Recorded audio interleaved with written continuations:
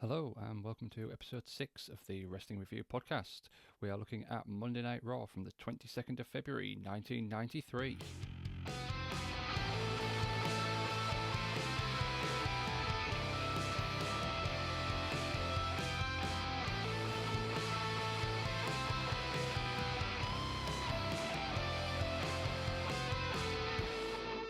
This episode aired live from the Manhattan Center again. We cut straight into the arena where we start the show with Rob stood in the crowd as he's welcoming us to the show. He's saying that he's learned a valuable lesson that wrestling fans can spell, and he points to a sign that says Hulk. So great, well done for that, Rob. We get an opening video then, and Vince runs down the card for the night. Macho Man's in his full get-up, and Macho says that Hulk Hogan will be here tonight. Rob shows off his t-shirt, which is some kind of graphic print of a car. Then we get our first match of the evening. We've got Bam Bam Bigelow versus Scott Taylor. So Bam Bam comes out, and we see in the ring one of the, named jobbers, and I had to do a bit of a double take. I think, and I was right, that is indeed Scotty Too Hotty. So our first look at a very young Scott Taylor. Scott runs straight at Bam Bam and just gets knocked down. Bam Bam takes Scott down with a clothesline. Bam Bam then gets Scott up for a suplex, but Scott manages to escape and hits a crossbody. Scott jumps at Bam Bam again and ends up on his shoulders. Bam Bam then drops him down from his shoulders, back first onto the mat, double underhook into a backbreaker from Bam Bam, who then goes to the top rope and comes off with a flying headbutt, and second one, and he gets the win. As easy as that. So nice big easy win for Bam Bam over a very young Scotty Too Hotty. We then get an interview with Hulk Hogan. So Vince is in the ring and introduces the video hyping the introduction of Hulk. And Vince refers to himself in the third person, which I always find really weird. We then get an interview with Hulk and Vince sitting on some wooden chairs in a TV studio. It's a very sort of different look and feel I get for this era of WWF. It's very much not in the arena. It's not kind of bright and colourful. Hulk's just in his jeans and an Ico Pro t-shirt. It made me wonder if this was where they got the idea for the NWO from, as Hulk looks very different, just sat in his jeans and t-shirt. Vince asks what the future of Hulkamania is, and Hulk says it's very exciting. Hulk talks about the past of Hulkamania, but he says when he was at the top, people wanted to look into his past, and when they did, surprise, surprise, they found out he was a human. Hulk admits that he's made mistakes personally and professionally and gave in to peer pressure.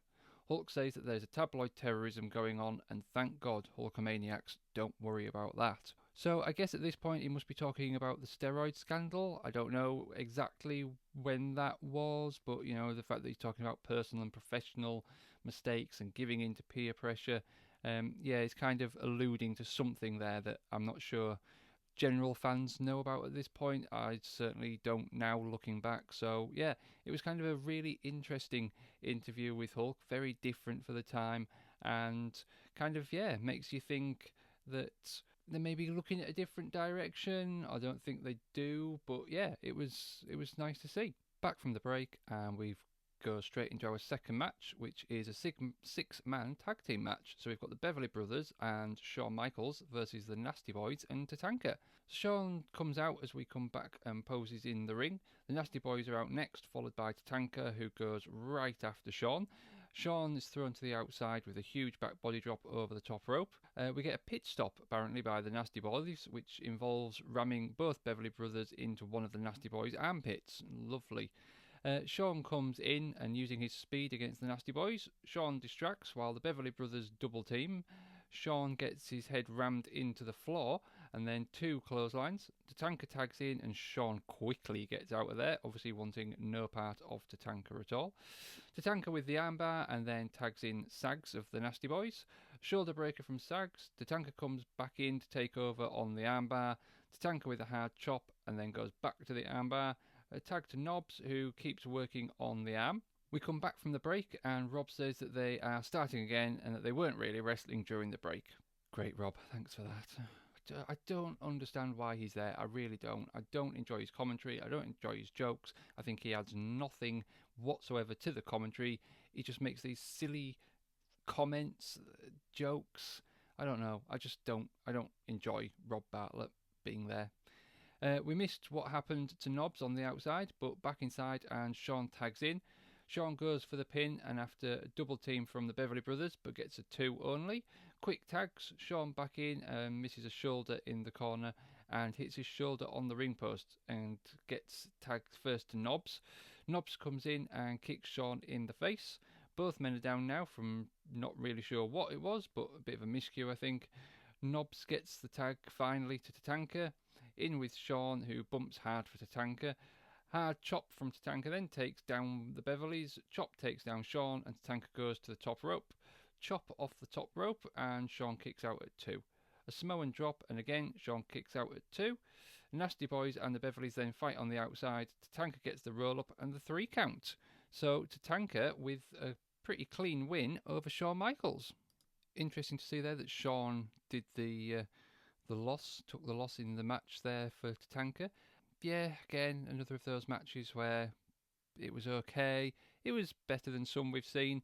Shawn looked good. Tatanka didn't really. There was a lot of chops, armbars, Samoan drop. Not really much in the way of sort of, good wrestling from Tatanka, but an interesting match. Next up, we get the WrestleMania video hyping that the tickets are still on sale. And outside the arena, we go with Sean Mooney, and we haven't seen him for a while. Sean asks people how they feel about Hulk being back, and they seem pretty happy. We get our third match next, which is Crush versus Terry Taylor. Crush comes out first with terrific Terry Taylor already in the ring, and we get an Ico Pro advert, followed by the WWF Figures advert. So then we come back to the arena, and the match starts with Crush pushing Terry down to the mat and getting a headlock. Chops from Terry have no effect though on Crush. A drop kick, and it's pretty an impressive one from Crush, followed by a press slam. Terry goes to the outside. Rob does a very bad Arnold impression talking to Vince. Terry takes over and screams at the ref to ask Crush if he quits as he has a chin lock. I doubt that very much, Terry, sorry to tell you. We get a neck breaker from Terry, takes Crush down, but he powers out of the pin. Terry with some punches, which again have no effect. Atomic drop and clothesline from Crush. It's a tilt-a-whirl backbreaker, and now Crush squeezes Terry's head, and Terry gives up. So it's, some decent offence there from Crush.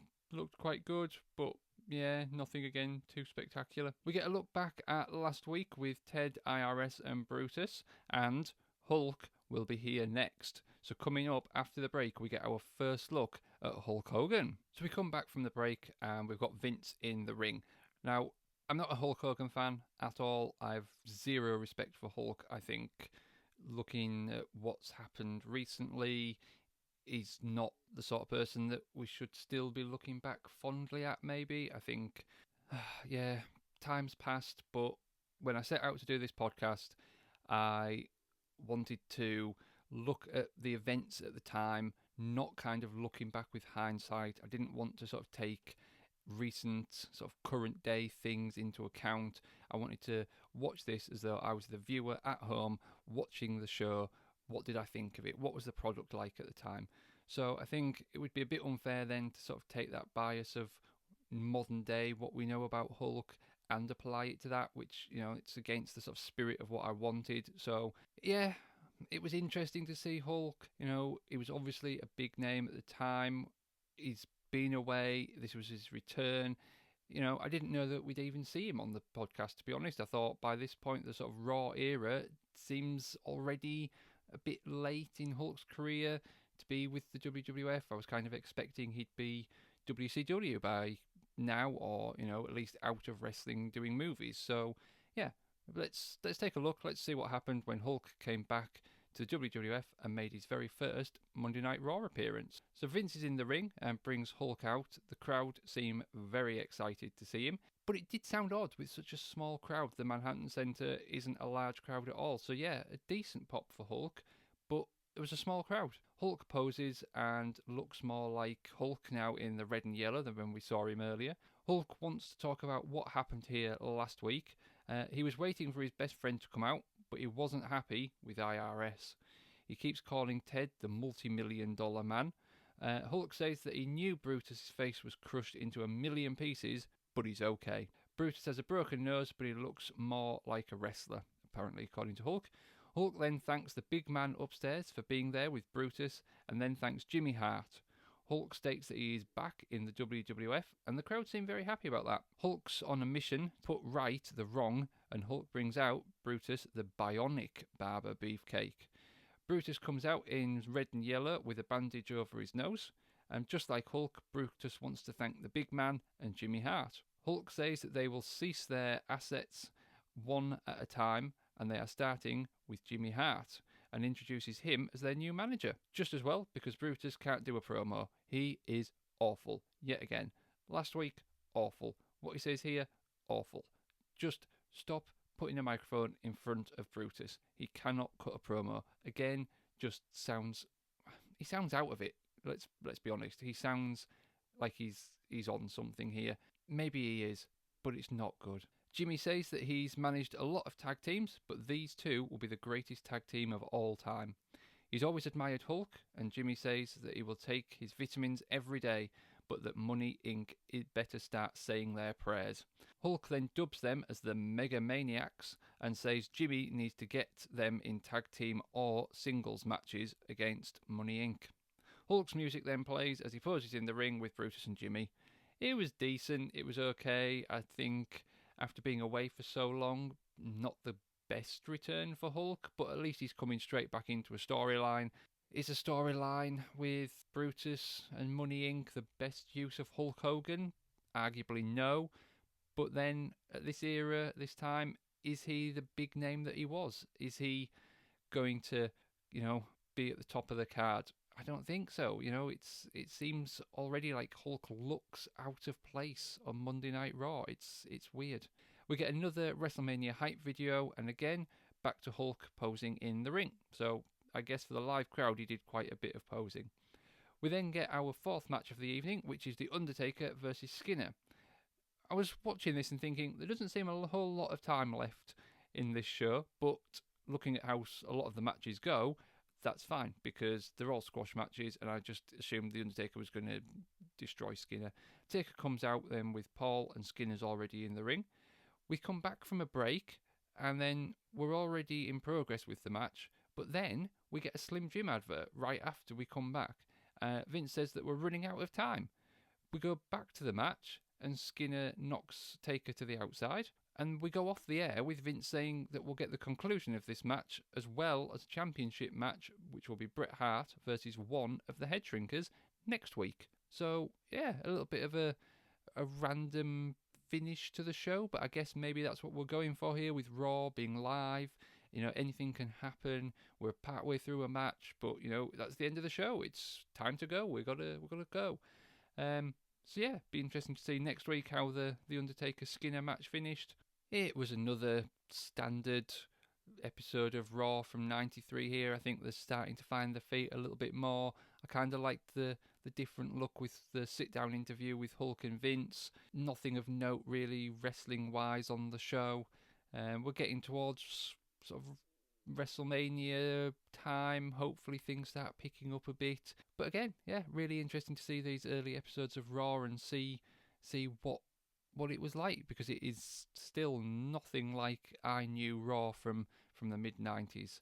So there we go. That was episode 6 of Monday Night Raw. Let's see what happens next week when we get a title match with Bret Hart versus one of the Head Shrinkers, and see the end of this Undertaker match. Until next time, this has been the Wrestling Review Podcast.